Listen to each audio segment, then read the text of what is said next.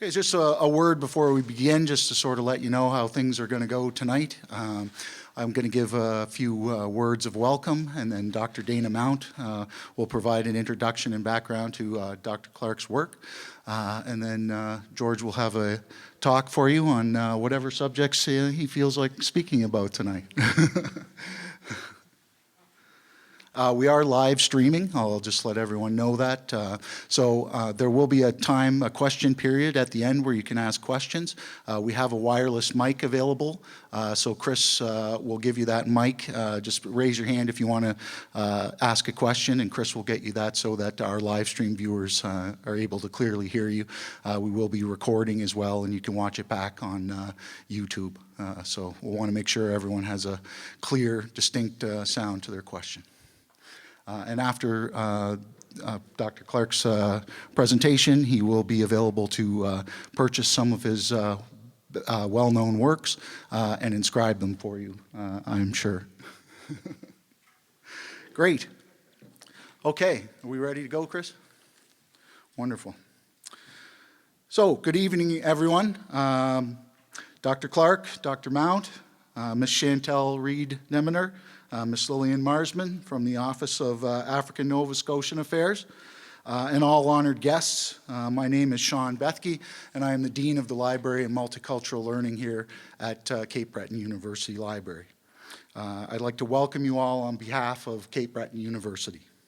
I would like to begin by taking a moment to acknowledge that Cape Breton University is located in Mi'kma'ki, the ancestral and unceded territory of the Mi'kmaq people. Thank you.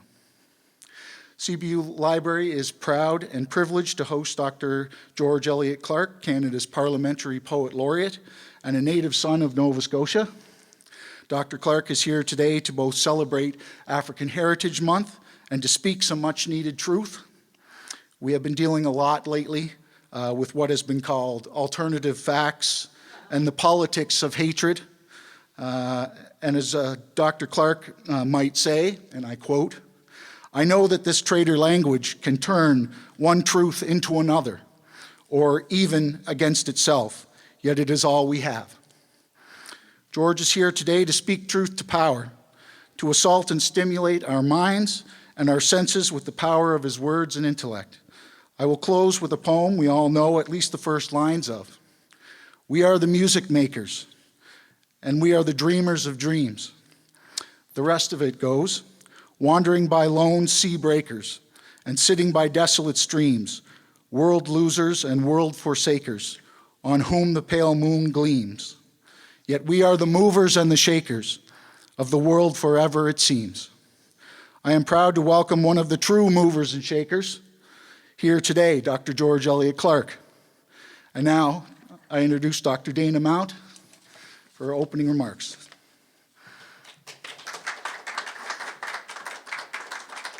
Thank you.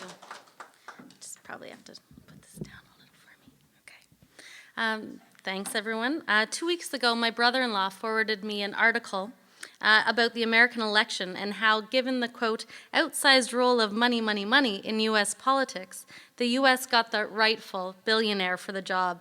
It was a feisty piece of writing that showed both care and provocation in its style. It was written by George Elliott Clarke for Toronto's Now magazine.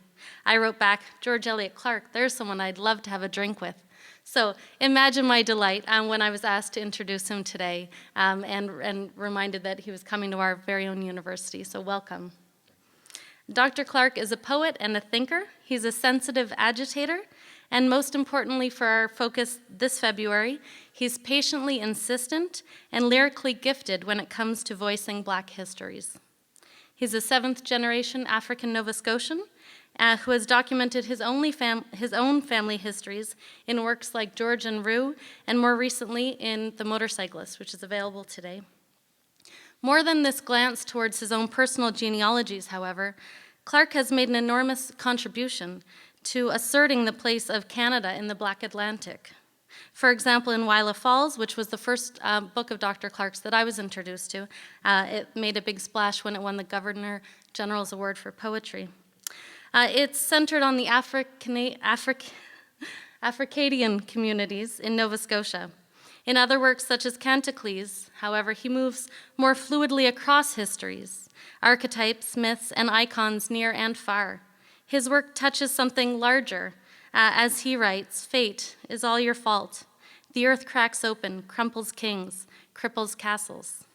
And when taken together with the works of the likes of Lawrence Hill, L. Jones, Dion Brand, David Cheriandy, Wade Compton, and the late Elliott Clarke, among others, we see that Dr. Clarke's work is amplified by literary voices all across Canada that dialogue with the diaspora and that grow the Black community in ways that buoy us all up. In a CBC article last year, Dr. Clarke stated of his new role as Parliamentary Poet Laureate, "I think not as much as being asked of me that I really want to give," and he hopes to establish occasions, quote, "where the Poet Laureate addresses parliamentarians." In a world where reading is often maligned as a forced activity, especially in my classes, and or as merely recreation, and where politics is decided by money and meanness, Dr. Clarke reminds us that sometimes we should let the writers do the talking and ask the politicians to do the listening. It's my pleasure and honor then to step aside and let Dr. George Elliott Clarke have the podium.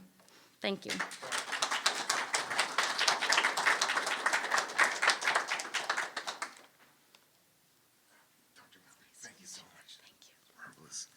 It's a great pleasure to be here, and I want to thank Dr. Mount and Dr. Bethke for tremendous introductions.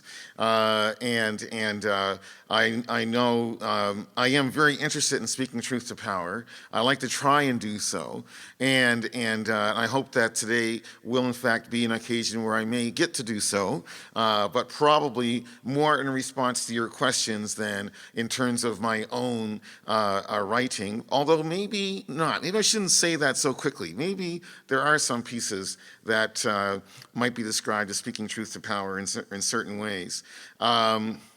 So I think I'll just get started by reading some poetry and a bit from the novel, The Motorcyclist, and then pause and ask you to ask questions. But before I even read some poetry, maybe I should just for a few moments speak personally and autobiographically and so on. And the theme that comes to mind immediately is the importance of higher education, the importance of university and college study, and especially for persons from formerly or relatively still marginalized communities, oppressed communities, and so forth. Because I think we need to understand that in the bad old days of blunt segregation and fairly clear racism and sexism, for that matter, there was a payoff for the powers that be, or the powers that were, going back 60, 70, 80 years and more from this moment. There was a payoff, at least they felt there was a payoff, in terms of ensuring that men, and white men in particular, would have an advantage, an incredible advantage over everyone else in the society, because the doors of opportunity would be open to them and not to others. So there was an economic benefit that went right along with segregation, and before that with slavery, if I think about African Nova Scotian history in particular. And so what also went along with that was the necessity of ensuring that blacks and Mi'kmaq, women, did not have the same access or same ease of access to higher education, especially university, and so on. This is a means of maintaining their communities or gender in a position of economic subserviency and political subserviency to the rest of society. And so one of the great struggles, and it's a struggle that is ongoing, is in fact the struggle to move communities, formerly marginalized, disempowered persons into the universities, and to ensure that they have an opportunity then to pursue whatever studies they would like to pursue, And so they can take leadership positions. And this is important, not only in their own particular community, but in the society at large. Austin Clarke was mentioned by Dr. Mount a moment ago, and Austin Clarke is a very interesting figure in this regard, because being a progressive conservative, as he was, being an old-fashioned red Tory, and in my personal opinion, the right kind of conservative, a red conservative for crying out loud, his anti-racism or anti-racist philosophy was not to argue for simple equality and say, let's everybody be equal and so on. No, it wasn't. His argument was actually, in his writing, that people of color, and in particular black people, should seek to lead the society. They should seek to be superior in the society. They should seize their superiority, as opposed to settling for simple equality, in quotation marks. It's actually a very radical perspective, a very radical idea, especially when you place Clarke's thinking and writing beside that of Martin Luther King, for instance. It was a different perspective on how you actually go about achieving a race-less society. And of course, a very important element of this idea of black people establishing their superiority, for crying out loud, was of course the idea of their achieving university education and degrees. And I think one reason why he came to that perspective, one reason why he had that point of view, is because of the fact he came from Barbados. And I hope I don't sound like I'm rambling and jumping all over the place here. This is all really actually all connected, as I'm feeling it, as I'm experiencing it right now. It actually is all connected, because I want to remind us of the fracas 10 years ago or so over the question of whether there should be Afrocentric schools or an Afrocentric school in Toronto. And there was a lot of pushback against that idea, because as the former or then Premier of Ontario, Dalton McGuinty, said, this is segregation. This is going back to the bad old days, and we're opposed to it, which was a principled stand, except it was really cartooning the concerns of black parents in Toronto, especially those of Caribbean heritage. Because what Dalton McGuinty's comment was not taking into account was their memory of well-run schools, their memory of schools where they did learn, their memory or memories of schools where they were respected, and where they were expected to learn and they were expected to excel, as opposed to a regimen of opinion that felt that, or that may feel that African Canadian youth, black Canadian youth, are inferior, are not capable of learning, are not really interested in learning. And so this would help to explain in Toronto a plus 40% dropout rate from high school for black youth. And as opposed to, whenever I would hear those kinds of arguments about, well, we have this high dropout rate, et cetera, and there must be something wrong with those students, with those families, and so on, I would want to speak back to those pedagogues and ask them to study the rates of literacy in the Caribbean, and to understand that the rates of literacy in the Caribbean far exceed Canadian literacy rates. They're the same people, they're black people too. Why are they doing so well in the Caribbean and not doing as well in Toronto? Obviously, there's some other factor at play, and it might have something to do with teachers' orientations towards those students. It might also have something to do with cultural differences of one sort or another. But it certainly is not a question of their supposed inferiority in quotation marks. So I know I've touched on a number of different points, but I come back to this notion that the struggle for equality, which is ongoing, and in Austin Clarke's terms, not just equality, but the chance to establish your leadership, your superiority, to guide the rest of the society or different interests or different walks of life.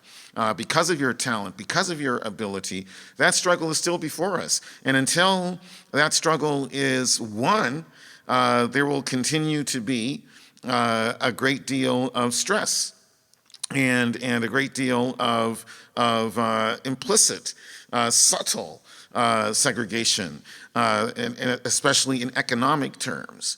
And that what we really need if we want to move the society forward completely is real equality of opportunity. But the other side of that coin is to raise up formerly marginalized communities and their youth, so that they may actually achieve those university and college degrees and move forward. We have to do this because the stats are very clear about the probable fate awaiting those who fail to achieve at least one university degree, if not several, in terms of their likely opportunities in this society, in this economy.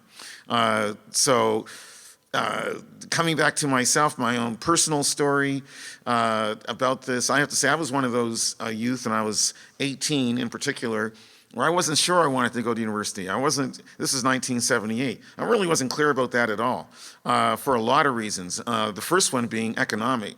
I really felt that I really could not conceive of carrying debt and potentially a lot of debt. It was a very scary prospect for me.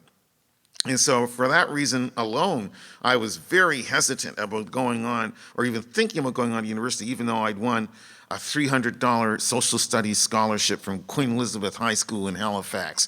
$300 in 1978 dollars. That was real money. And it was actually 1/3 of my tuition at the University of Waterloo, where I did end up attending. But to explain how I actually went from this position of great doubt and fear about going to university to actually undertake that prospect, and to do so away from home, away from Nova Scotia, away from Halifax. Really, it was the intervention of Rocky Jones, the late Burnley Rocky Jones, the great activist, revolutionary, who passed away, unfortunately, in 2013. But Rocky and his then wife, Joan, simply said to me, "You are going to go to university. You're going to go." And I was like, "What?" I said, "No, you have to go. You're going to go." And Rocky said, "You're going to go to the University of Waterloo." And I said, "What?" I'd never heard of it. University of Waterloo? He said, "Yeah, because the foremost expert in Black Canadian history teaches there, Jim Walker. In fact, Professor Walker still teaches at the University of Waterloo." So I wrote to Walker, and Dr. Walker said, "Well, Rocky says I should come out to University of Waterloo and study with you." And he said, "Don't come here." He said, "Go to Dalhousie and study history. And then, you come here and work on a Master of Arts degree with me." And I thought, okay. But at the same time that Walker wrote back to say, don't come here, go to Dalhousie instead, the University of Waterloo sent a package of information, or he asked them to send me a package of information. Somehow I received all this information about the University of Waterloo, including information about the co-op program. And I must say, I'm not here to suggest to you that you all might want to consider going to the University of Waterloo. I'm not saying that. I am speaking very personally about my own experience here to say that what tipped the scales for me, alongside having the support from Rocky Jones and Joan Jones and their guidance and also Professor Walker's tacit support, was the fact that the university sent me information about the co-op program. And they had then and still do have a co-op program in English. And so that was very attractive to me, because I thought, all right, I can go out there, I can study, and then I can work part-time and do the work terms and study terms, and that way I'll get through my undergraduate education. I probably won't have much debt, which I was still really worried about. So that's what happened. I went out there, I got into co-op and had those study terms and so on. I started in 1979. I finished 1984 with my bachelor degree, honors English, Bachelor of Arts degree. and then came back to Nova Scotia. After spending a year as a university newspaper editor, a student newspaper editor at the University of Waterloo, I returned to Nova Scotia. I was 25. I got back here in the summer of '85. I thought I was going to do a grand tour of Europe with $1,500 in $1985. The grand tour lasted 3 weeks. But I did, I got to Amsterdam, I got to London, I got to Paris, for crying out loud, and I discovered I really liked Amsterdam and really liked Paris and not so much London. And I have to say, I haven't really changed my opinion that much, despite all the wonderful things that London has to offer. But in any event, I came back and I did not have a job. And I didn't really have a place to stay, except I had a friend who very kindly allowed me to have a room with her, and that was very nice. And I thought, what am I going to do? But I had this experience as a newspaper editor. So I went to the Daily News in Halifax, said, I'd like to be a reporter.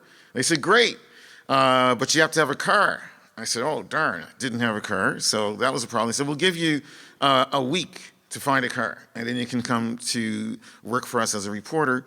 And I said, okay, but the same day or a couple days later, I had an interview with the Black United Front, also now defunct, the former Black United Front of Nova Scotia, and they were looking for someone to be a community development worker in the Annapolis Valley.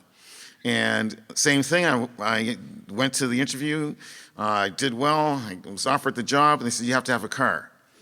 And I said, well, okay, so we'll give you 2 weeks. So I said, okay, I'm going to go work for Black United Front. So I have 2 weeks to find a car. But there was another part to this story. I didn't know how to drive, let alone have a car. So what happened was I got my beginner's license. My uncle taught me how to drive in a week, in less than a week, taught me how to drive. I had another cousin who sold me her car for $300. And another cousin who was unemployed, because in those days, the way the law was, if you were on a beginner's license, you had to have a licensed driver go along with you, right? He was unemployed, so he was really happy to go along with me. And in fact, my then boss kept wondering, why is this guy always with you everywhere you go? I said, well, he's my cousin and he helps out and blah, blah, blah, right? And so I got through the job. It was great, but I have to tell you, after a year of being a not very good community development worker or social worker, and I really wasn't, except it was great opportunity to be back in Black Nova Scotian communities and to really experience the language. And having just completed my BA in English, I started to hear Black Nova Scotian English as being Shakespearean, as being Miltonic, as being really rich with metaphor and rhythm and interesting words and so on. And so, while I have to say I really wasn't a very good social worker, I really listened carefully to all those stories and all those jokes and all the songs people sang and the stories they told. And that really began to influence my writing. And that's how my second book, Wildlife Falls, came about. But then I thought, after a year as a social worker, sort of pseudo-social worker, I thought I should really go back to university and get another degree, and this time I'll do a Master of Arts degree in English. I applied to Acadia and I applied to Dalhousie, and I was accepted in both institutions, but Acadia had no money for me. So economics is still very important at this point. Well, it always is. It still is very important, but I elected then to go to Dalhousie, and I took a course in Tradition and Experimentation in Modern Poetry. And I remember the title of that course. It was taught by John Fraser, who had a PhD from University of Minnesota and a bachelor degree from Cambridge University, for crying out loud. And I still consider Professor Fraser to be the very best critic in English. I really do believe that, and if you're interested in checking out his works, I would suggest Violence in the Arts from Cambridge University Press, 1974. But I had the great advantage, and this is now 1986-87, of studying with Professor Fraser, John Fraser, and really being challenged by him to do the very best I could as an academic, as a scholar. And as one sign of that, or one aspect of that, he pushed me to write a paper on Charles Baudelaire, French poet. And I thought that was really unfair because he's a French poet. This is an English class. It's just wrong. He said, no, you're going to have to write that paper and you're going to have to learn something about French poetics and meter and so forth in order to really understand the difference that Charles Baudelaire's work made in French poetry and in modern poetry in general. So I did. It was a great experience working on that paper. I decided I would set up a little community newspaper called The Rap, spelled R-A-P, which focused on North End Halifax news and the black community and so on, but also the Halifax North End in general. Sold my advertising assistant, Mr. Mark Day, would sell roughly about $2,000. It was more than that. I forget exactly how much it was. But in any event, what we managed to clear for this little 8-page monthly newspaper, what we managed to clear was $1,000 each every month. And I have to say, that was wonderful. There I was, having my own newspaper, only 8 pages. It was a monthly, an 8-page monthly. But still, we managed to break stories that nobody else could get hold of because we had our community contacts. And I was also very savvy about not writing anything or printing anything that could potentially get me a libel suit, which I knew I could not afford. So working on that paper brought me to the attention of Dr. Howard McCurdy, Howard Douglas McCurdy, Member of Parliament, who was at that point Canada's only black Member of Parliament, the second black Member of Parliament after Lincoln Alexander, but in those years, the only black Member of Parliament. And he very kindly hired me to go to work in Ottawa. I was still working on my MA degree at Dalhousie, but then I ended up working for Howard in Ottawa, and that was great because he was Dr. Howard McCurdy, PhD, microbiologist, published 45 scientific articles. He's also a leader in the civil rights movement in southwestern Ontario. He was the first president of the Canadian Association of University Teachers, CAUT, an organization which still exists, founded in '68. And he was the first president of that body. He was also a president of the National Black Coalition of Canada. He was into track and field. So basically this Renaissance man, who also happened to be a member of Parliament, became my de facto mentor. And because of the fact I was working for him, I decided I really should go and get a PhD. So I can have a doctor in front of my name too, just like Howard, for crying out loud. But there was another reason for my decision to go after a PhD, and that was because when I received the MA degree finally, with a thesis on Michael Ondaatje, by the way, in 1989 at Dalhousie University, my mother attended the convocation. And the Dalhousie graduates all had these really nice black velvet caps with gold tassels. And my mother turned to me and said, "Georgie, you should get one of those." And I said, "Right, all right, Mom, your wish is my command." But I ended up not going to Dalhousie. I ended up going to Queens because it was close to Ottawa, and I was still working for Howard McCurdy, for crying out loud. So I went to Queens, and I was really disappointed when it came time to graduate. After 3 years, I wrote my dissertation in 1 month, but completed the full program in 3 years. But in any event, I was really disappointed. My mother attended the convocation at Queen's University, and I thought, where are the black velvet caps with the gold tassels? At that point, I was naive enough to think that all universities have the same kinds of caps for PhD graduates. Anyway, no, I had to wait for the honorary doctorate from Dalhousie before I had a chance to wear one of those black velvet caps with the gold tassels. And of course, my mom was there to get the photograph. And so, anyway, sorry for this slightly rambling personal odyssey and so on, only to buttress this point about the importance of the doctorate. There's one other, or the importance of higher education for all of us.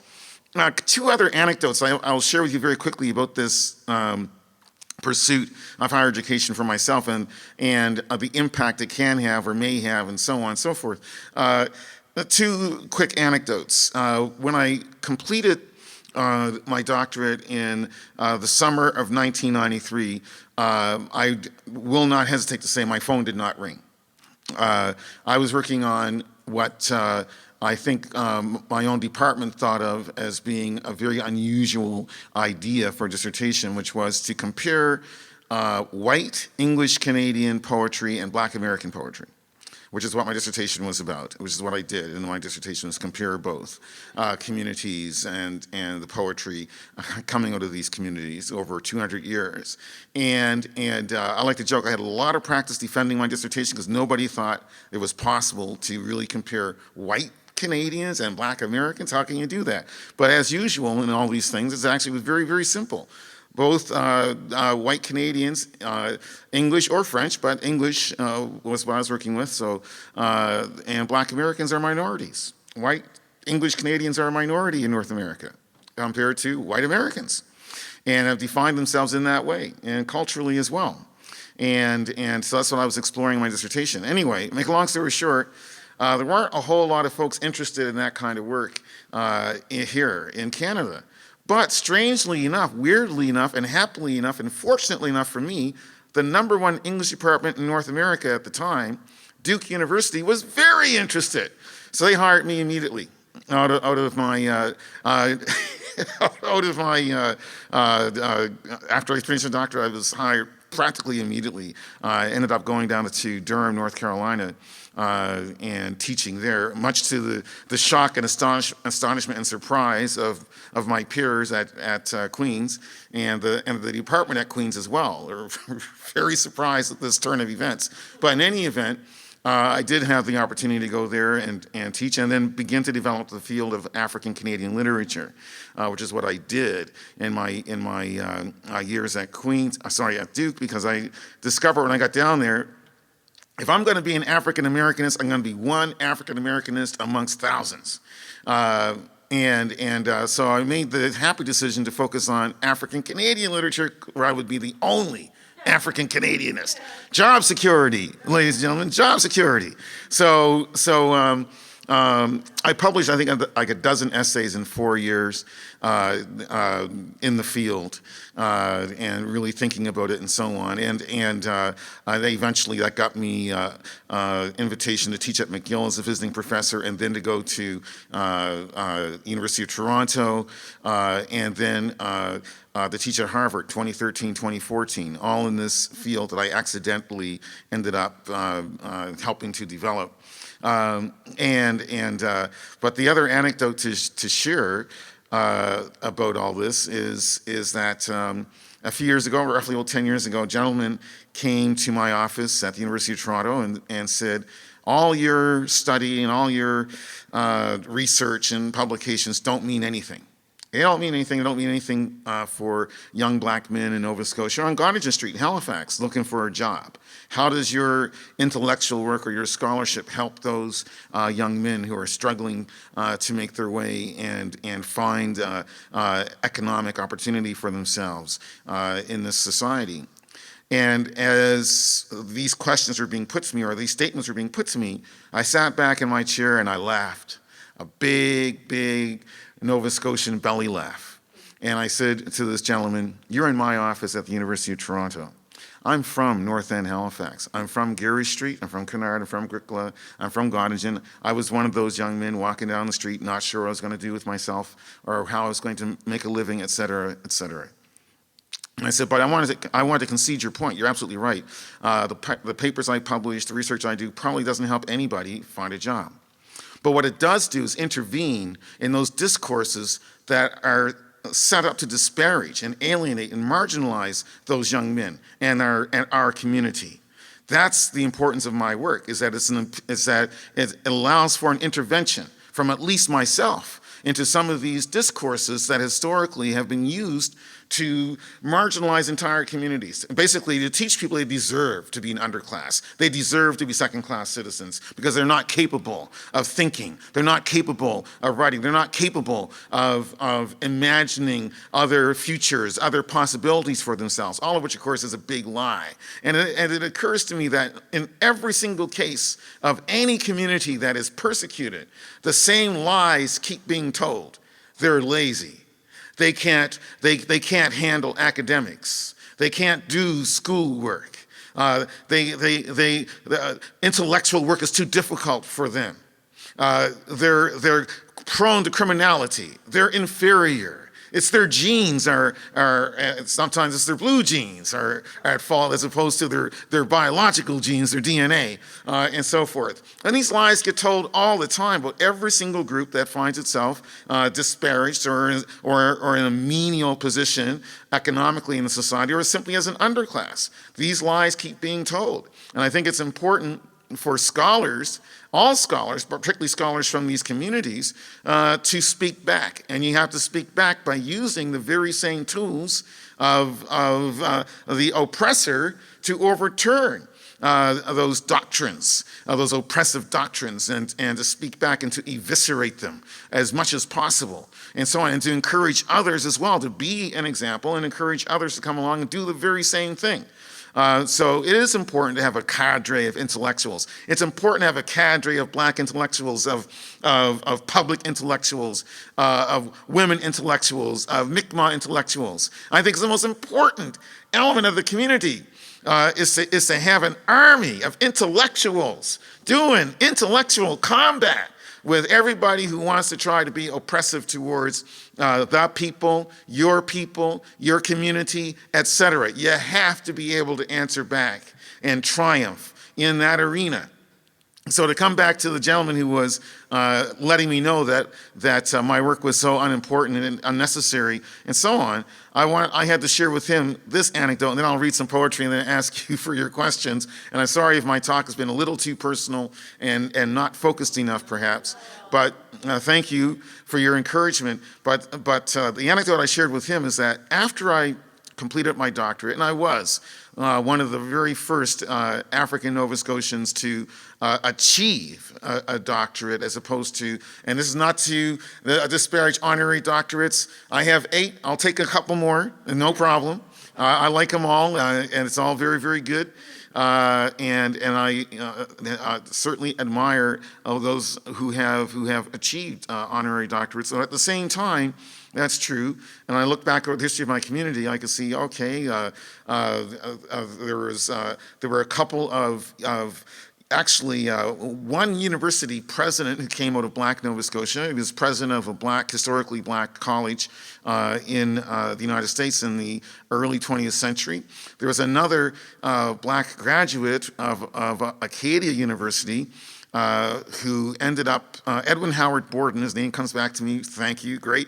Edwin Howard Borden, who was the first black university graduate in Nova Scotia back in the 1890s. He ended up becoming the dean of black Baptist preachers in Texas, for crying out loud, and was associated with a historically black college in Texas. So there were these individuals in the community who had achieved higher education but whose examples or whose memory had been forgotten. So I knew I was one of 3 or 4 at the time, 1993. I was the 3rd or 4th African Nova Scotian to achieve a doctorate. But to get to the point of the anecdote, folks in North End, Halifax, which is really where I grew up, and again, the core streets of the black working class immigrant neighborhood that is the North End, and military family neighborhood that is the North End of Halifax. Kennard, Agricola, Gottingen, Maynard, Creighton, and so forth, got together to celebrate my doctorate. This is really strange. It's really unusual. They got together to celebrate it. It was they had the celebration in December 1993. I still didn't have a teaching job yet beyond my sessional appointment at Queen's University, but they felt it was important. So they put my face up on posters, on lampposts and so forth around the community, around the North End, and so everybody come out and greet Dr. George Elliott Clarke. And it was a very cold Saturday night, very, very cold. And note, it was Saturday night. And people probably could have been doing other things and enjoying themselves and having a good time. And that's not to say they still didn't go out and have a good time afterwards. But roughly 100 100 folks or so braved those winter temperatures and snow and bluster and came out to the North End Library that Saturday night. Rocky was there. There were people who came and sang. There was a choir. David Wood's youth group came and performed. Gee whiz. I'm a boy from the hood with a doctorate, for crying out loud. But the point is that the people recognize it as being important. I didn't have a job, let alone give somebody else a job. I didn't have a job, but the people saw that this achievement was important. That I was a doctorate from the North End. I was a doctorate from Goddigan Street. I was a doctorate from Creighton Street, from Kennard Street, from Agricola, for crying out loud. And I relayed this anecdote to the fellow who was questioning the importance of these achievements. And I said, I can tell you this. I do not forget where I came from. I never have. I never will. And I know that folks may not read what I write. Folks may not pick up my essays. Folks may not deal with the questions that animate me. But I'm very certain that my peers do understand that the work I do is not in opposition to them, but in support of our mutual struggle for a better society, and that the best thing they can do in this struggle is go to university and get their degrees and come back out and raise hell. That's it. Come back out and raise hell. Speak the truth of power. Intervene in those discussions. I've got one more anecdote related to all this, just because it's kind of also funny, and it's also played into my decision to pursue a PhD. What happened was, it was 1989, and I was invited to be on a CBC Newsroll program in Ontario to talk about police brutality towards especially young black men, or black men in general. Back in '89. What were my credentials? I was an assistant to an NDP member of parliament, an assistant to a black member of parliament, and I was a black male. So what were my credentials to actually be on that TV program to talk about police brutality? I had never had any run-ins with law enforcement, and I was really glad that I could say I hadn't had any. I didn't want to have any. But I was very well aware of other people who had very negative experiences with law enforcement. And so I felt that I could intervene in this particular panel discussion for television in this way, but in terms of my secondhand knowledge, in quotation marks. But I was paired on the program with a PhD in history from Toronto. And so I won't mention his name, but so there was the PhD in history from Toronto. There was me, who was, of course, the black activist, community activist, spokesperson in quotation marks, even though I really had no right to any of those kinds of labels, but that's how I was positioned in this television debate. And the then Solicitor General of Ontario, who therefore, Solicitor General, is responsible for law enforcement in the province.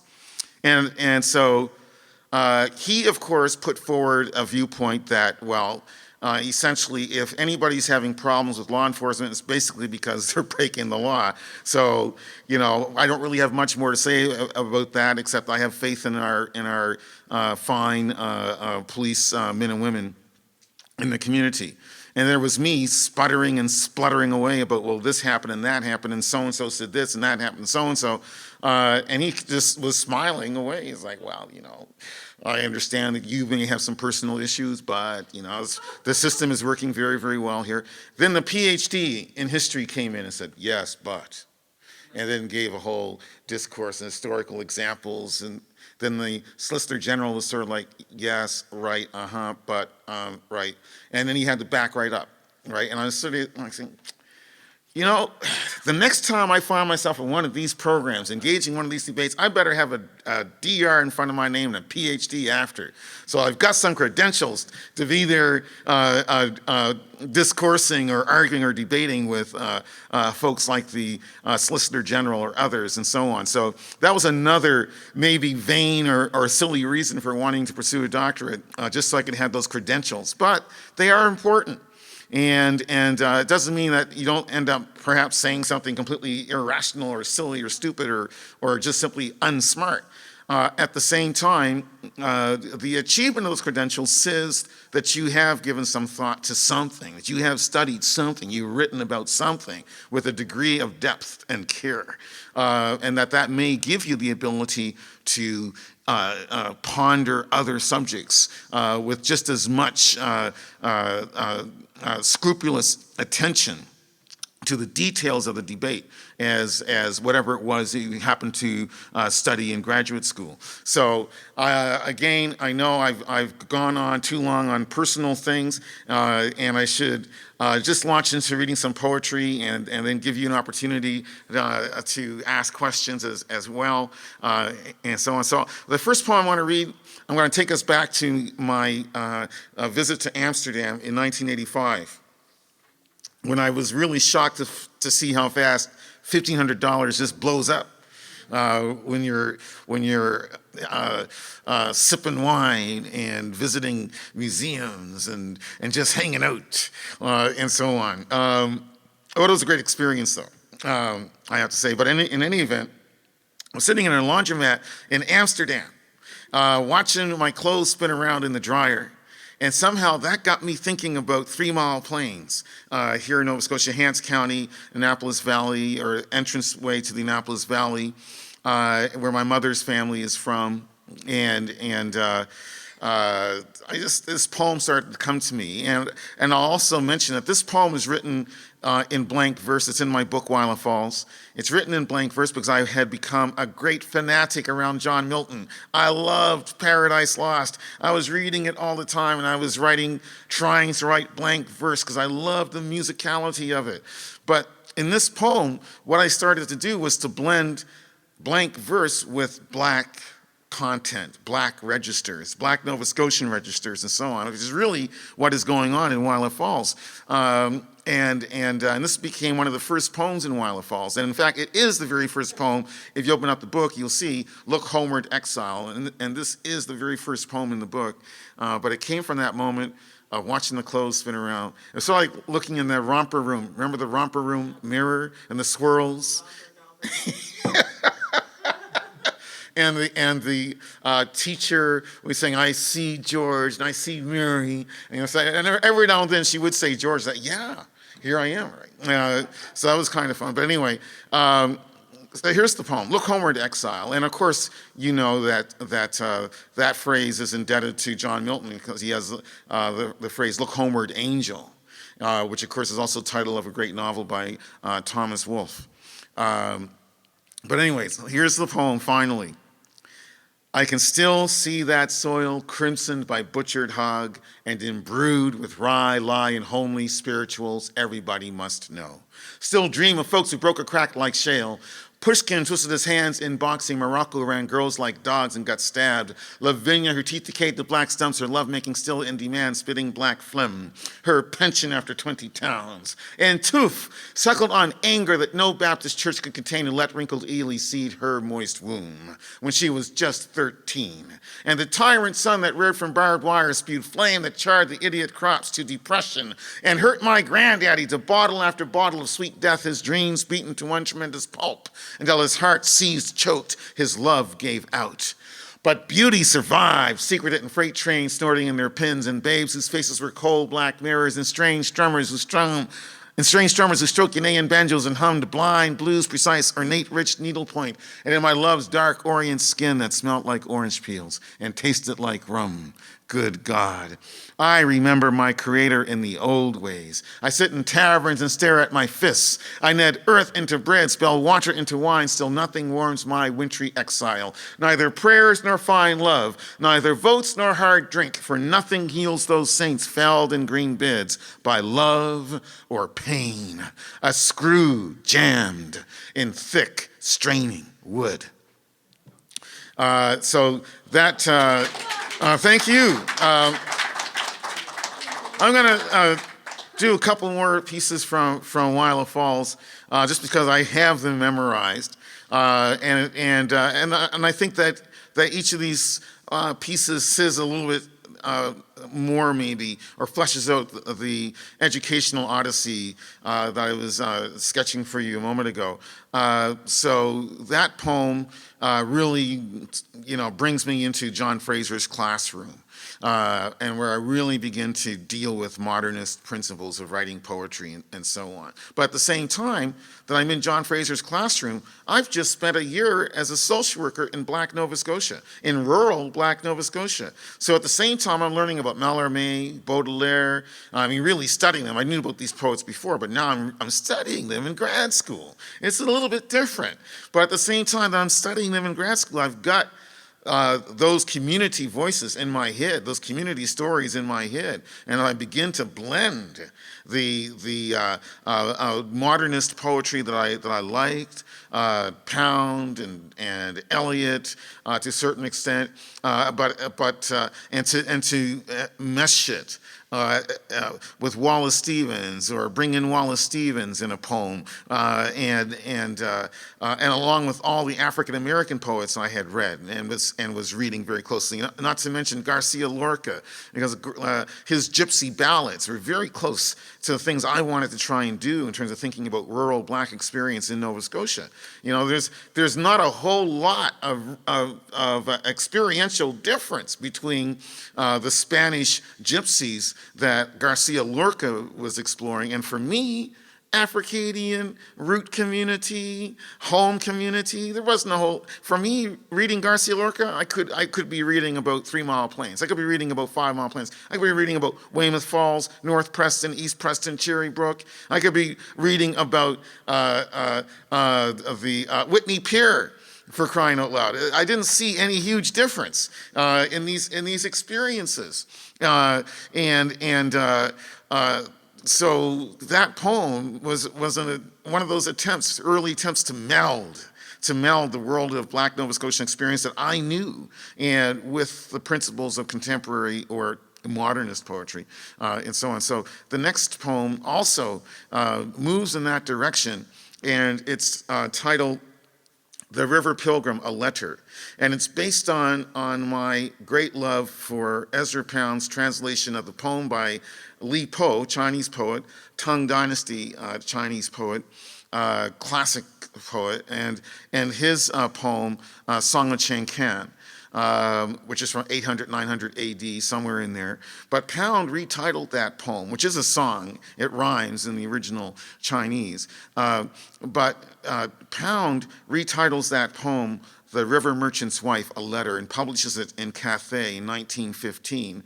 I come across the book, or the poem rather, 61 years later, 1976, in the back of my mother's car when she's driving me to high school, QEH, and I'm reading this poem, River Merchant's Wife, a Letter, and it sounds like blues to me. It sounds like Mississippi blues. Here's this woman who's missing her husband. He's gone away on a trip. She doesn't know when he's going to be back, and she's missing him terribly, and so on. And these are the tones of the emotional fabric of that poem, The River Merchant's Wife, a Letter, to use Pound's title. But I always loved it, so I wanted to write my own version of it. So I did in Willa Falls, and so my version is titled The River Pilgrim, and my speaker is a character I call X. And so I reversed the gender situation. He is missing Shelley. He wants to court Shelley. He hasn't seen Shelley for 5 years. He is writing to her to ask her to come and meet him on his way back to Willa Falls from his journeys elsewhere. And this is always a problem. I gotta admit, I gotta get the first line of the poem back in my head. At 18, I thought the Sisebou wept. 5 years younger, you were lush, beautiful mystery, your limbs, scrolls of deep water. Before your home, lost in roses, I swooned, drunken in the village of Wildlife Falls, and brought you apple blossoms you refused, wanting Hank Snow, wood smoke blues, and dried smelts, wanting some Mildred's dumb, unlettered love. That May freights chimed, xylophone tracks that rang to Montreal. I scribbled postcard odes painted Le Fleuve Saint Laurent comme le Seine, sad watercolors from Negro exiles in France, and dreamt Paris white with lepers, soft cripples who finger ponds under elms, drink blurry into young debauchery, their glasses clear with Cointreau, rain, and tears. You hung the moon backwards, crooned crooked poems that no voice could straighten, not even O, who stroked guitars because he was going to die with a bullet through his stomach. Innocent, you curled among notes, petals that scaled glissando from windows agape and remained in southwest Nova Scotia, while I drifted sad and tired in the east. I have been gone 4 springs this April, pale apple blossoms, blizzard, the garden flutes, E-flats of lilacs, G-sharps of lilies. Too many years are past. Past the marble and pale flowers of Paris, past the broken cubist guitars of Earl. Shelley, I am coming down through the narrows of the Sisebou River. I will write beforehand.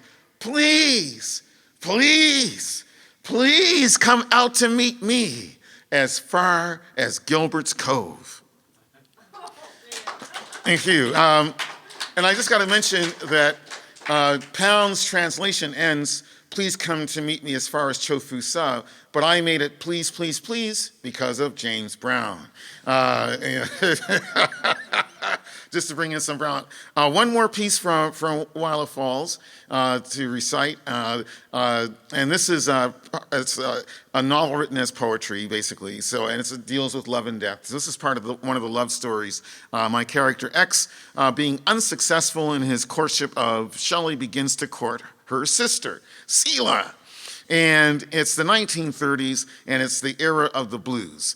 And so there are several blues poems and spiritual type poems in Wildlife Falls. And my rationale for including them is because not only was I a student, so to speak, of the white Anglo-American and to a certain extent Canadian modernist poets or contemporary 1960s poets and so on, I also, as I mentioned already, read a lot of African American poetry as a youth, a lot, and I loved it because it spoke to my reality as a racialized male, black male in Halifax. It just made perfect sense, that poetry, and so.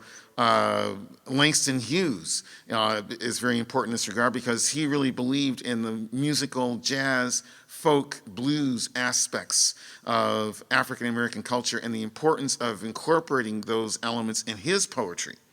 And so I felt moved to try and do the same thing. So this poem is titled King Bee Blues. It's in the voice of X, and he's trying to court Selah. And so this is it. I'm an old king bee honey, buzzing from flower to flower. I'm an old king bee sweets, humming from flower to flower. Women got good pollen. I get some every hour. There's lily in the valley, and sweet honeysuckle rose too. There's lily in the valley, and sweet honeysuckle rose too. And there's pretty black-eyed Susan, perfect as the night is blue. Now, you don't have to trust a single black word I say. Now, you don't have to trust a single black word I say. But don't be surprised. Now, don't be surprised. Now, don't be surprised if,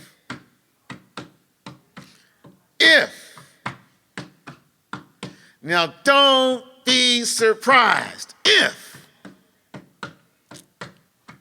Now don't be surprised if I sting your flower today.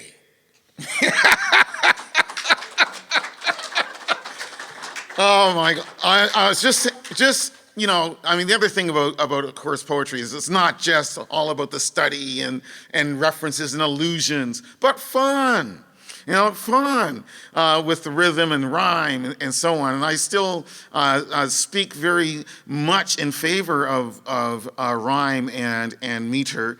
And I can share with you that in my current role as Parliamentary Poet Laureate, whenever an MP, and they are now asking me for poems, senators and MPs are now asking me to write poems, which is exactly what they should have been doing all along, and I'm glad that they are doing so now. But I almost always write them poems that rhyme. I almost always do, because folks know how to read a rhyme. But to recite free verse is very difficult, because you don't, unless you have a lot of experience doing it, it's very difficult. You don't know where to place emphasis. You don't know where lines necessarily should be sounded, how they should be sounded in terms of beginnings and endings.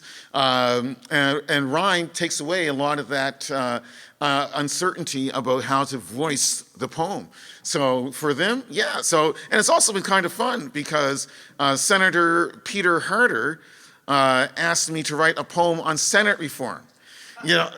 Senate reform, right? And I was like, okay, now this is a kind of obtuse, abstruse, abstract subject, right?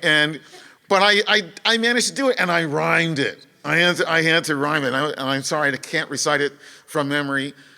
He recited it in the Senate, and it went over pretty well. In fact, CBC broadcast an excerpt of his, or I think they actually broadcast the whole thing on As It Happens in early December, the same day he recited the poem in the Senate. So I'm convinced that rhyme is absolutely essential for parliamentarians, or at least they probably do find it easier to read than other things. I don't want to run out of time, and I need to read a couple of things from the books that are here for sale, and I'm really glad that they are here for sale, and I want to encourage you to pick up something and approach me for an autograph. I'll be very happy to give that to you. So I think I'll just read one piece from each book and then open it up to you for your questions and so on. Thank you so much for your patience and hearing me rap about my experiences entering into the academy and so forth. All right, well, it's Black History Month, so I'm going to recite my poem for Rocky Jones and my elegy for him because of the fact that he was a great leader of African Nova Scotians, also because of the fact that he was a friend to me and a mentor. And so this is it, a draft elegy for B.A. Rocky Jones. I don't want to write this elegy, not for Rocky, not for Burnley Allen Jones, because no coffin can frame him, no words can take his measure, he doth orbit beyond obituaries. But he was unprecedented excellence out of all Nova Scotia. He lit up even daylight like a flare because he had game, had flair, like a copper black flame, irrefutably black, the brilliant epitome of never diminished blackness. Spy him spookin' the TV, shaft gone intellectual. The very air got impregnated with his black leather, never scruffy but indelible chic, suitable to a scientist of speech, as bright and biting as a knife, heroic chrome dazzling sure but no mere accessory. Check. When Rocky had to stand up for justice or had to stand up for us, black A Mi'kmaq, Africadian, he showed the poise and took the pose of a hammer, quick to strike. Don't deem his bravado merely pantherish. His stride was lightning tearing across our eyes, and his rapping struck us upside the head with thunderous shocks. Dude unleashed zingers and zest, sound bites with teeth, and handsome laughter, vivid, ferocious. The chap was earthy and down to earth, plain spoken, because lying is an abuse of time. Rocky's talk shot straight stereo to our ears. He demanded that we demand that law act righteous by us. He couldn't bring any routine medicine. He saw that he had to fumigate every sanctimonious cranny of every legislature and every church. Job one for him, discombobulate the oppressor. He took home the Order of Nova Scotia for trying to end the disorder of Nova Scotia, all the discord and disaster of blue-nosed racism. So Rocky stood his ground on sand or flinty soil. Never a bystander, he helped us to overstand right outstandingly. Helplessly joyous in his hope for us, he preached that hope is a catalyst for the hopeless can-dos got done in. Rocky brought no fleeting gifts. He was solid state down with the people. He was the true do-gooder, rowdy with steady nerves. Admit that he was scintillating and terrifyingly tall, casual in his languid nobility, but ready to produce wit and induce delight. Rocky would step into a room and all the gravity therein would prove specific to him. He was like inimitable poetry, perfect in any translation. Never any atrocious politic rhetoric his talk leafed through intangible but priceless volumes. Nor would he hobnob with snobs, the guys with button-down degrees and pointless appointments. Rocky liked folks to prove as factual as sweet and sour Chinese takeout. Coming to us live from Truro, proud of the Truro. He was never confused, not one bit foolish. Rocky knew the bite of Keats ale and the kick of a rifle and the dip of a fishing line. We can name the sellouts. They don't represent, they front. Those are dollar signs that were their eyes. These bourgeois coddle injustice, relax, collect brand name luxuries, Gucci this, Versace that. They claim that they're on fire, but all they are is piss with a temperature. No one can place Rocky in such company. He never dealt with any stuck-up culture. No Parliament Hill or Beverly Hills ears. He couldn't fit in with the in crowd. He was too good an outsider because he cometh out the marsh. I began this poor elegy apologizing, dreading this writing. I still do, but poetry revives the cemetery and survives the cemetery. As I write, I see the man himself. Rocky could rock a top hat while rocking a canoe.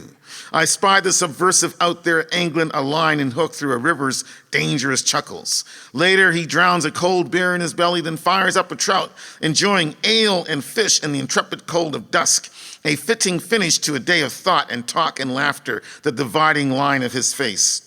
Rocky could whistle up a salt moon, a sugar moon, a moon as weightless as milkweed fluff, and he knew how trout look up at shaken up stars.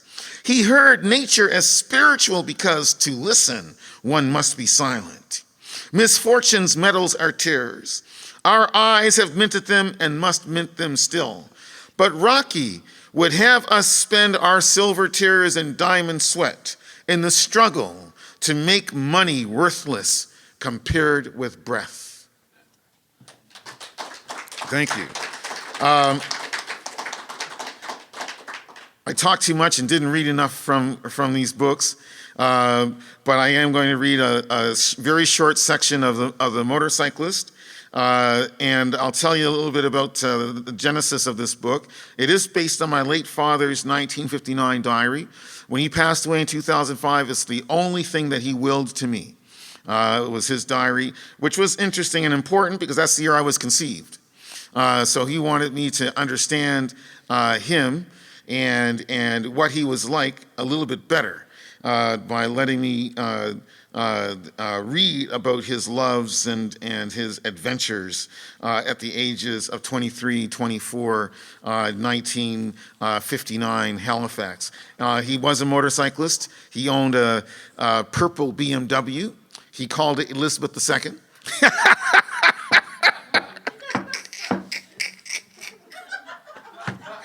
I'm sorry, but it's true. He called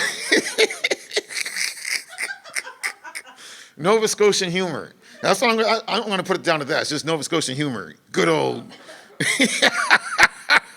fun times.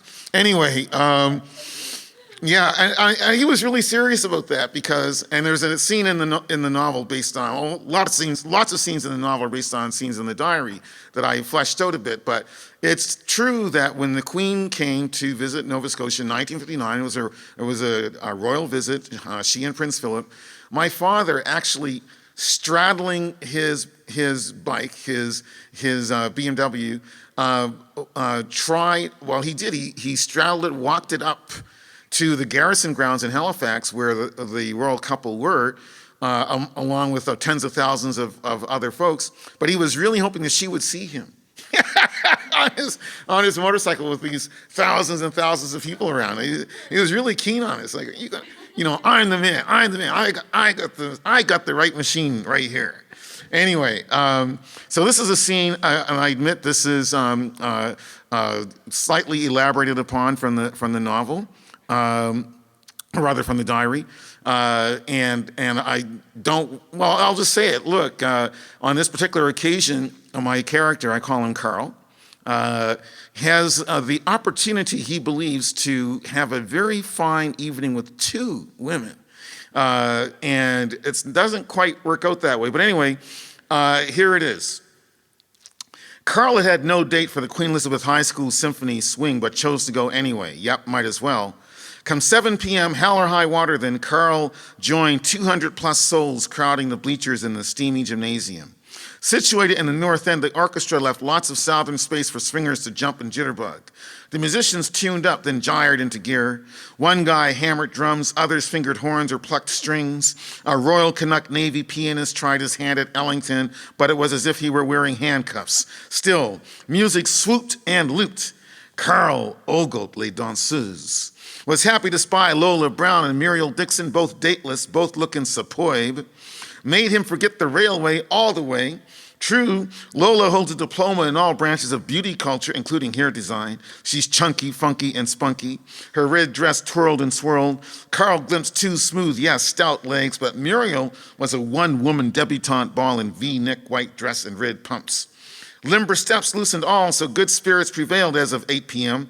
Porgy and Bess started to sound like Bessie Smith. Billy Eckstein started to sound like Billie Holiday. Then fisticuffs spread contagious among the musicians.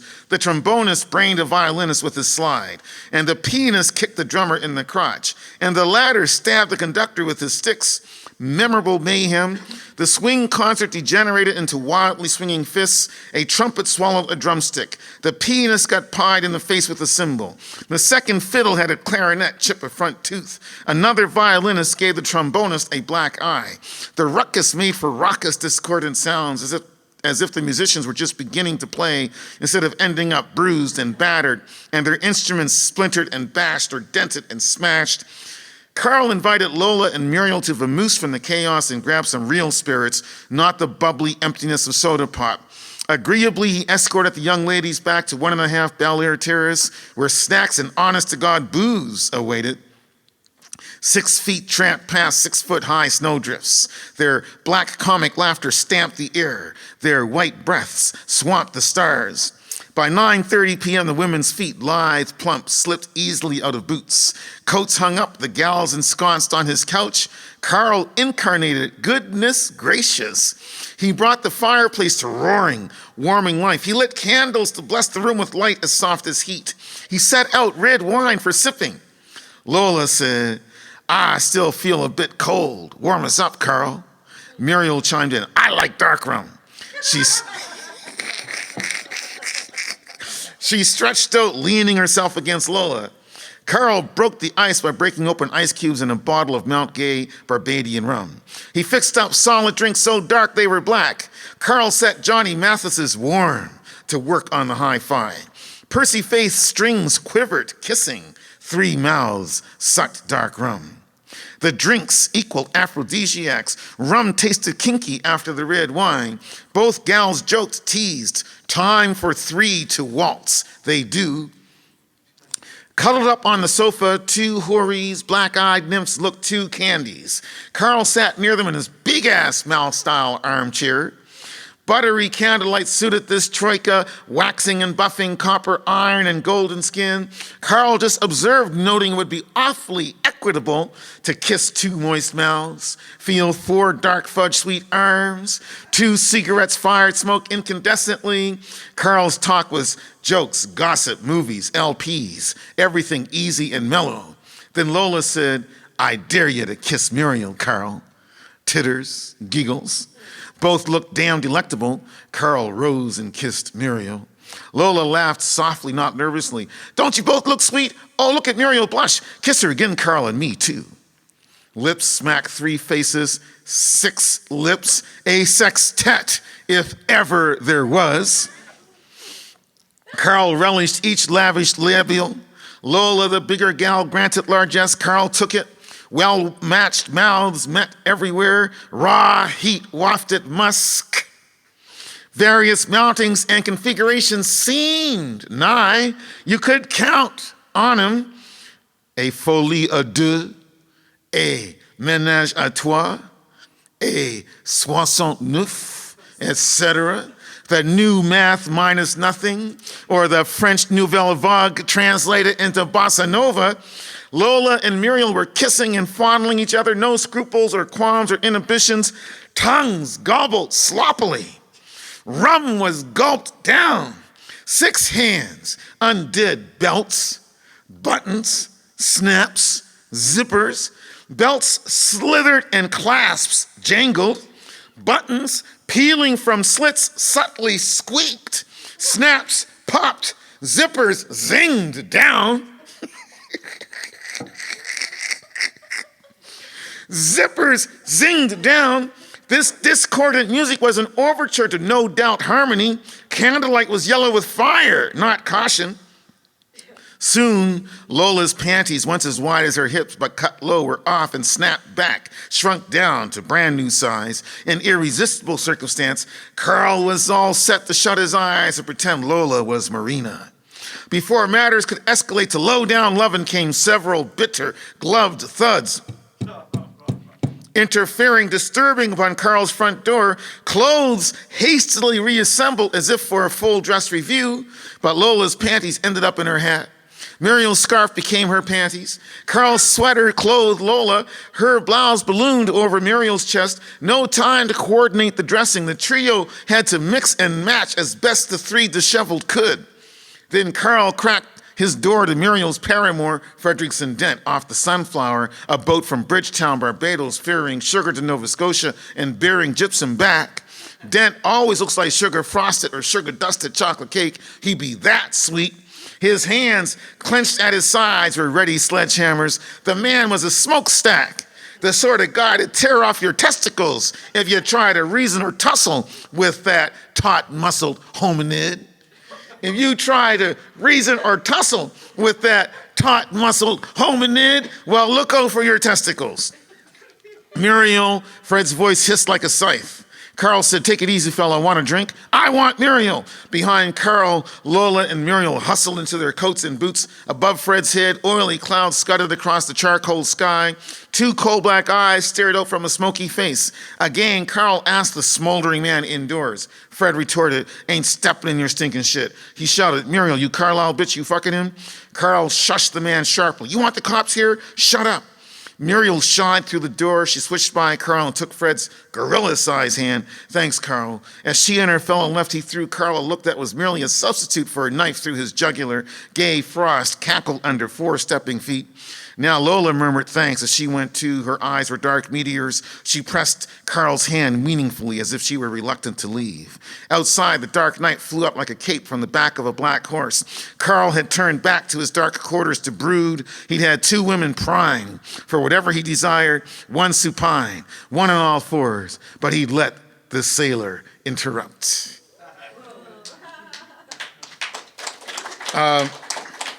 And you know, I like to describe Jane Austen, and part on the road, part Jack Kerouac, part Jane Austen and part Jack Kerouac, because it's about the famous opening of Pride and Prejudice. A man in possession of a fortune is in want of a wife.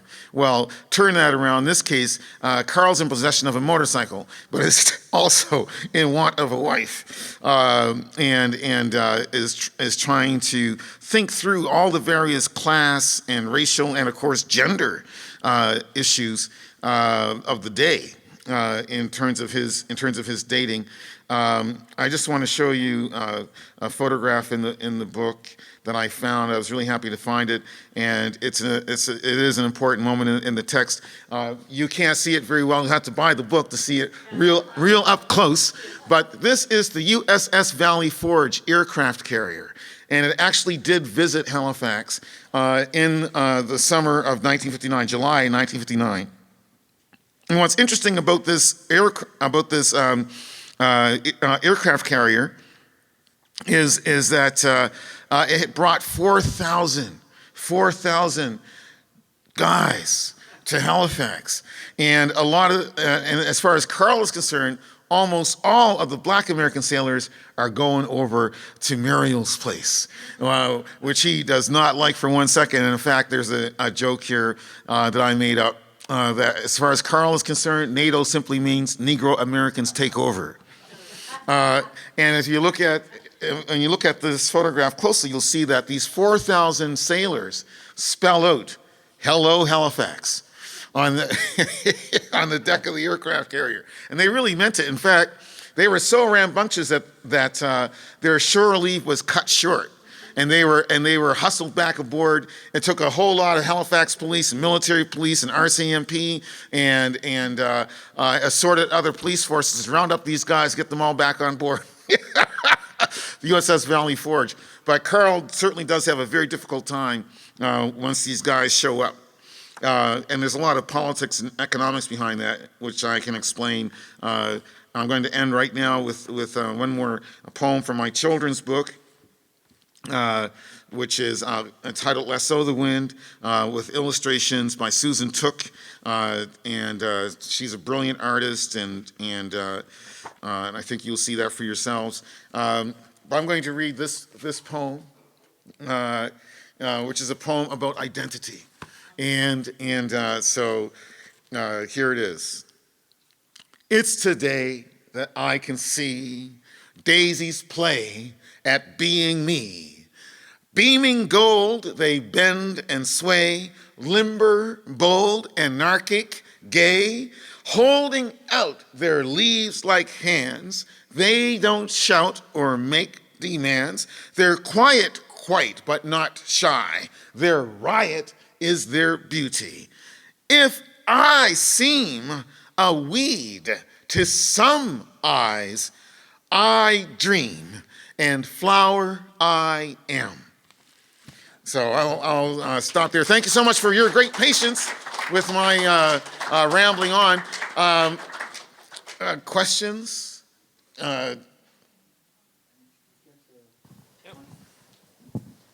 And please feel free to ask away, and you can range away from what I had to talk about. Don't hesitate to look at or ask us to address different aspects of African Canadian history and so forth, race relations, and my writing, poet laureateship, whatever you like. Hello. Hi. I have enjoyed this so much, as I know everybody else has as well. When you were talking about working in the Valley, and I'll paraphrase, as a mediocre social worker, you had mentioned being part of a community and hearing the voices or hearing the language, and it sounded like Shakespeare, and it had it was something new for you. It sounded poetic, and I'm wondering if you could talk a little bit more about that, your experience of it, or what it sounded, or what it would sound like to us. Oh my golly, that's a great question. Thank you so much. It's a great question because it speaks to the cultural politics of language, right? Because my mother was a school teacher, and she was an expert in early childhood education. and my father was an autodidact. I don't hesitate to describe him as having been an intellectual. And he was also an artist. He painted and so on. So, to make a long story short, both of my parents were very interested in my two brothers and I in mastering standard English. It was very important that we enunciate, that we speak English without a trace of a black sound. So that, of course, we didn't really realize it or understand it at the time, but of course, this was prepare us for those days or those moments when we might want to call up someone and seek a job and would not want to necessarily be immediately thrown out of the running by sounding black and in stereotypical terms, uneducated, illiterate, and so forth. And so my parents were very strict about the need for my brothers and I to speak correct English, standard English, and no cursing, and stay away from that bad English, bad language as much as possible. And I really did take to those lessons. But the problem was, so to speak, at least the challenge for my parents was, I was growing up in a black, multicultural, military family, working class environment where almost every second word, excuse my language, was cocksucker. And of course a whole lot of other associated terms, and bad English and filthy language and so on. And I had to play with these kids. And so even though I managed to keep my own language relatively pristine, I still found myself rubbing up against more rawer forms of English and so on. But I repressed it because I knew it wasn't proper, it wasn't good English, it wasn't the right kind of English, and so I repressed it, and that repression was deepened when I went to the University of Waterloo, because when I studied English there in the early 1980s, the emphasis was really on British English and British literature, and that's why I fell in love with John Milton. It's like, okay, I'm really getting into this. I'm going to really embrace John Milton. And so being invited to be a social worker in those black communities in the Annapolis Valley in the mid-1980s was an eye-opener, an ear-opener, a mind-expanding situation, because all of a sudden I was ensconced again in a real deep black root community. I mean, Weymouth Falls is one of the places I spent a lot of time, and Weymouth Falls is 200 years old. It was founded in 1783 by black loyalists. 1783. So 1983, 1985, it's already been around for 200 years. And in my mind, the way people spoke, and I really tried to capture some of this in Weymouth Falls, the way people spoke, the stories they told, their particular accent, which struck me as being kind of smoky and sultry, country as well, was very beautiful, very poetic, very melodic, very lilting. And it was a mixture. It was a mixture of Southern style of speech, along with the northern Celtic inflections of this province, and then just rural speech, country talk. And the drawling out of some vowels and so forth, and the use of many monosyllables to get a point across or to describe a situation. And so I went back to school, so to speak. I was a social worker, but I was really a student. I was soaking up the language that I was hearing around me, and deciding this time I would not repress it. I would not repress it, that it would be fine to really indulge that language and work with it, because I just found it so magical, so organic, and again, a kind of equivalent to what Garcia Lorca was doing with gypsy speech in rural Spain. So still haven't answered your question very well, but. No, beautifully, no. Thank you. It's nice to hear you talk. All right, thank you.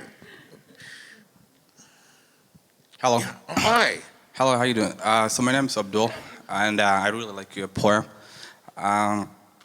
So my question is just asking, so as an African Canadian, you can say, me growing up in Africa, I mean, half of my time, and then every time people will ask me, where you from? And I get to tell people my country and my culture. So as an African Canadian, what did you guys claim your identity or heritage?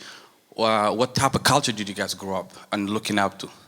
That's a great question, and I mean, it is another terrific question. And I can say the most direct answer is African American, because for one thing, I mean, these are Nova Scotia has had strong connections to, well, especially New England.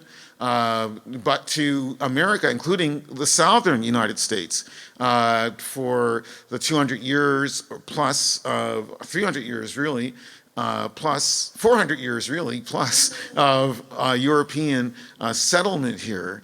So to get to the point, and I didn't really understand this, I did not understand this myself until 2010. I'm answering your question, but I didn't understand this until 2010 when a couple of folks set a Ku Klux Klan style 7-foot high or tall cross on fire on the lawn of a black-white couple. All right, this was in 2010. And I got a call in Toronto, of course. I got a call from CBC Halifax who were wondering, asking me, well, where are these black people in the Annapolis Valley from in Hants County? Where do they come from? And I explained refugees, loyalists, and so on. And then the producer started to hang up. And I said, hold on, you didn't ask me where the white people came from. And they're the ones setting the cross on fire. And that's when it really hit me that, and I think I'll just say it. I think that in Nova Scotia, we kind of repress the fact that apart from the Scots coming to northeastern Nova Scotia and Cape Breton, mainland Nova Scotia was settled by Americans, settled by people who would have become Americans if they had stayed in the States. The Yankees who came up to mainland Nova Scotia to take up the lands of the exiled Acadians from 1755, Le Grand Dérangement, were from New England, but they're also from the South. So when people ask me sometimes, why is it that Nova Scotia can sometimes seem like it has Southern-style race relations, riots, crosses being set on fire? I say it's simple, because Nova Scotia is an extension of Dixie, without us knowing it, for the most part, without us being conscious of it. It's partly an extension of Dixie, in terms of the people who came here and settled in 1760, and then 1783, in terms of loyalists, and so on. So part of the culture of Nova Scotia was actually formed in the United States, including race relations. So as someone who's partly descended from African Americans, and I can tell you that wherever I go in this country, people are always asking me, where'd you get that accent? What kind of accent is that? And I've learned to say it's a Nova Scotian accent, because it really is a Nova Scotian accent, but it's a Nova Scotian American accent. It's a Nova Scotian African American accent.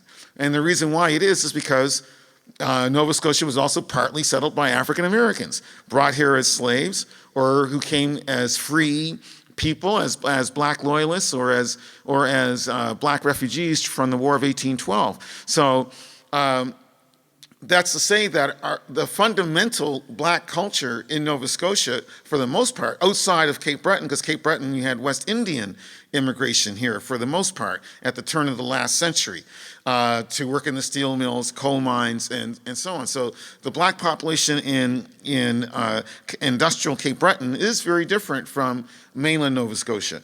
Mainland Nova Scotia was more African American, almost mainly African American in derivation. So for us growing up, and I can only speak really about my own experience and experience of my community in Halifax, we identified immediately and easily. We didn't see any difference between ourselves and African Americans. We saw no difference. We were the same. We saw ourselves as being the same. Malcolm X, Martin Luther King, James Brown, basketball, everything that you could associate with African America, we thought it was the same for us. Baptist church, Baptist church.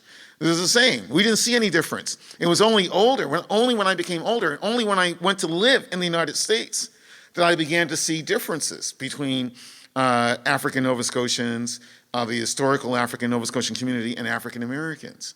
And the differences are subtle, but they have to do with the fact that the historic African Nova Scotian community has had to survive as a minority disconnected from African America. We're a lost colony. I've said this in some of my writing. We're a lost colony of African America.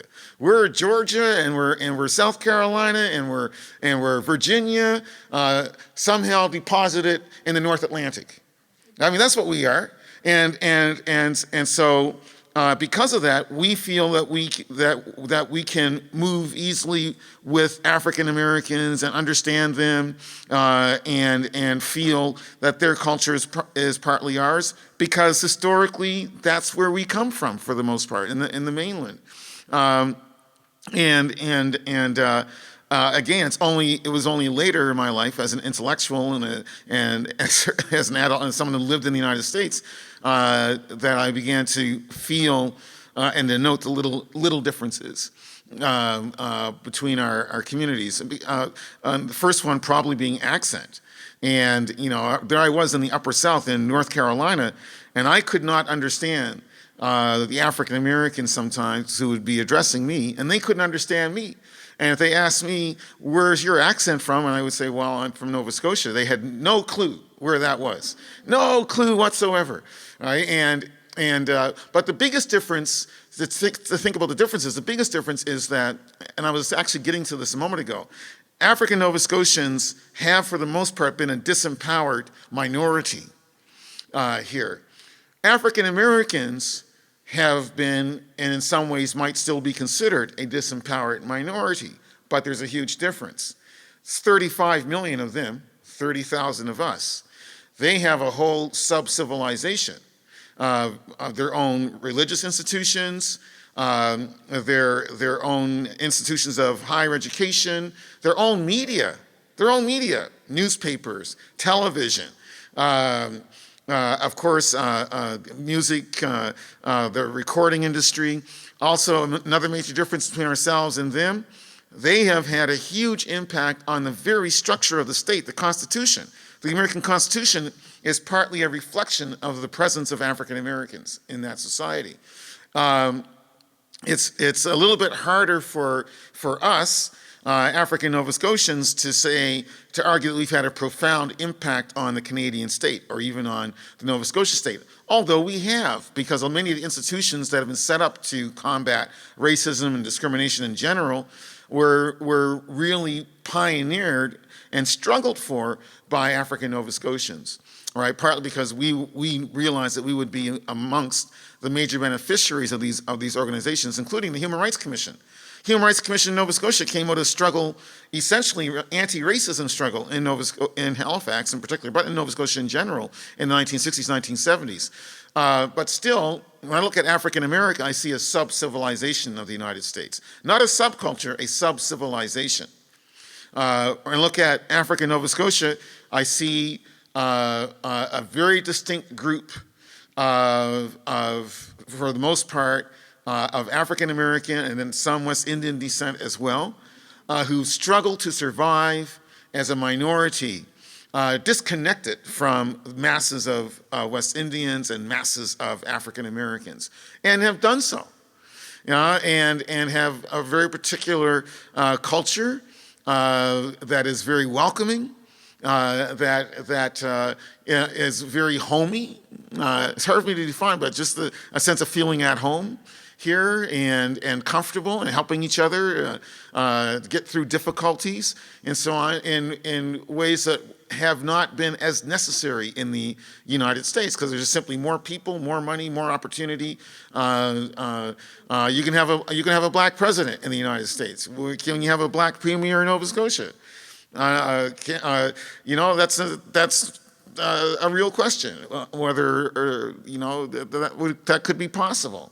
I'd like to think yes, but I'm still not really sure I've gotten to answer your question fully enough, except to say that our culture, West Indian partly derivation, partly African American derivation, has developed in this North Atlantic context of Anglo-Saxon, Celtic influence, majority influence.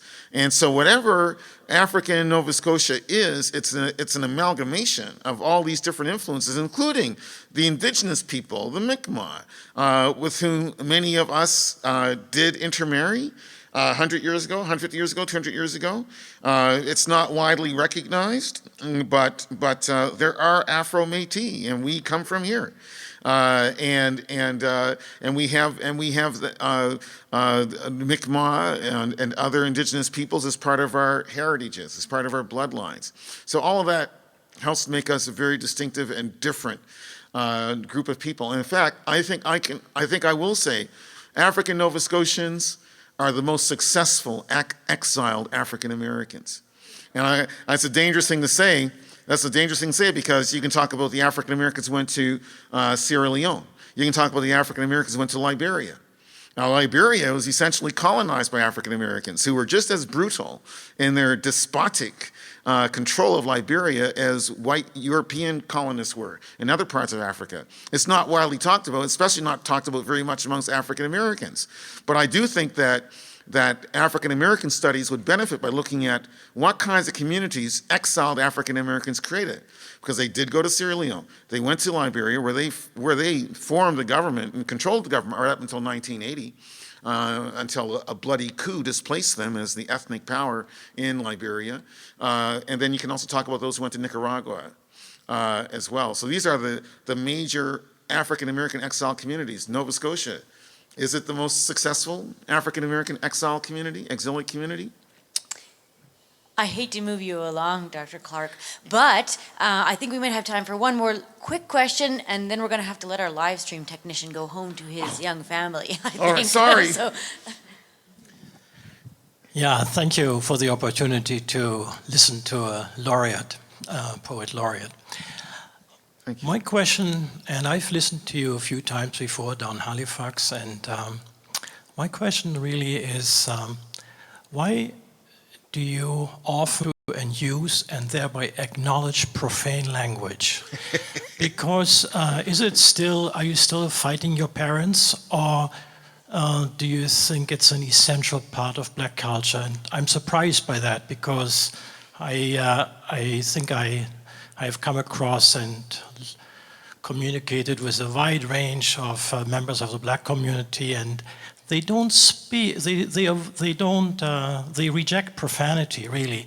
Or do you? So why do you have that need to acknowledge profanity and use profanity so much? That's a great question, and I think first of all, I would disagree with you that folks in your experience don't tend to use profanity. In my experience, folks do tend to use profanity. It's just because I suppose we've basically met different people at different times.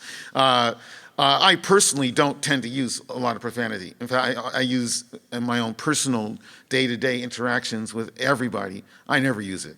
And that's because of the fact I was raised very properly, and I'm happy for that. And I'm very happy that my daughter does not use profanity. But I'm a writer, I'm a poet, and as a writer, as a poet, I insist on the freedom of using the language as I feel it, as I want to feel it, and also to respect and reflect the reality that profanity can be an important element in the statement of folks who are trying to liberate themselves from whatever kind of oppression. And I think if you look at the Beat Movement, for instance, I just gave a talk on Leonard Cohen and Beautiful Losers, which is a novel. I don't know if you know that novel, but it published in 1966. But Cohen is full of profanity in that novel. It's like every second word, practically, I'm exaggerating, but only a little bit, is extremely profane. All right, and I'll ask myself the question you just asked me, why? Why does Cohen use so much profanity in Beautiful Losers? The answer is simple, because he's taking part in a cultural revolution. And profanity was seen as an important element in the 1960s in terms of the Quiet Revolution in Quebec, in terms of the civil rights, Black Power movement, in terms of the feminist movement, in terms of the student movement, anti-war movement. Every single one of these movements, and all of them actually have roots in the beat movement of the 1950s. You know, think about Allen Ginsberg's Hell. You know, and not just that poem Hell, but think of his poem America, which has the great line, I'm going to say it, America, go fuck yourself with your atomic bomb. You know, that's a line for 1956, but the power of that line is that he's speaking back against McCarthyism. He's speaking back against the profane sickness of a Cold War that was willing to entertain the prospect of thermonuclear annihilation of the entire human species. And at the same time that the leaders of the free world were willing to think about evaporating, liquidating all of us in a thermonuclear holocaust, while they were willing to do that, they were at the same time telling us, don't use that profane language. The beat movement was rejecting all of that, rejecting the conformity that camouflaged the sickness of this notion that it was okay to contemplate launching nuclear weapons to kill everything on the planet. But at the same time, you couldn't wear your hair too long. You couldn't use certain words. You had to be content to be a housewife. You had to be content to live with segregation. You had to be policed in school, policed in college, for crying out loud. You had to be asked to go and fight colonial wars and murder other people for the sake of corporate profits. And I'm thinking, of course, of Vietnam, but I'm also thinking of Algeria. You know, and I think that the generation of the 50s and the 60s rightly saw that profanity was one weapon that they could use to basically say, and I'm going to say it, up against the wall, motherfucker. To force the powers that be, to shock the powers that be, to sit back and step back and recognize that their supposed morality was actually extremely immoral, that they were posturing as being moralists, but they were actually hypocrites of the worst sort, because they were willing again to contemplate mass murder, extermination, globicide, while at the same time daring to lecture other people about what kind of clothes they could wear, what kind of language they could use, what kind of hairstyle they could have. You know, I'm happy that we had the 1960s. I'm happy we had the beat movement. I think that these movements were liberating. And in fact, we got people like Trump up there who are still fighting the culture war. Trump is anti-beat. He's anti-hippie. He's pro-Vietnam War. He's anti-liberation. I mean, truly, liberation. And we can even think about the history of the Republican Party, especially in the last 50 years, as being an attempt to turn back the clock, to go back to 1949, go back to 1950, in all of our social attitudes.